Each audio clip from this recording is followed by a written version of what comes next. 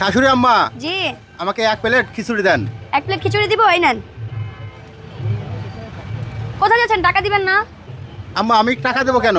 টাকা দিবেন না, খিচুড়ি খাবেন? আপু শ্বশুর বাড়িতে আবার টাকা কিসের? শ্বশুর বাড়িতে আসছেন তো, ওই শ্বশুর বাড়ি আপনাকে ফ্রি খাওয়ানো হবে, টাকা দিয়ে খেতে হবে। আপু এই শ্বশুর বাড়িতে সেই শ্বশুর বাড়ি, আপনি তো আরো লিখে রাখছেন যে না, এটা শ্বশুর বাড়ি লেখা আছে, কোথাও লেখা নাই যে ফ্রি খাওয়ানো হবে। আপু কোথাও লেখাও নাই যে টাকা দিয়ে খেতে হবে। টাকা দিয়ে লেখাও নেই, কিন্তু এখানে আপনাকে টাকা দিয়ে খেতে হবে, কারণ শ্বশুর বাড়ি থেকে তো অনেক কিছু নিয়ে যান, মিষ্টি, পান, সুপারি, এগুলো কি নিয়ে আসছেন? আপু এটা তো নিয়ে আসার কথা মনে নাই। তাহলে টাকা দিয়ে খেতে হবে, টাকা দেন।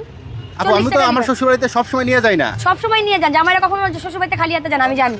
আপু আমার বিয়ের জামাই- বয়স 21 বছর, এখন আমি বুড়া জামাই। বুড়া জামাই হলেও কি, বাড়িতে তো ছোট পোলা পাইন থাকে, কিছু তো নিয়ে যান না, একটা বিস্কিট অথবা হচ্ছে কিছু তো একটা নিয়ে যান, সেটা নিয়ে আসেন।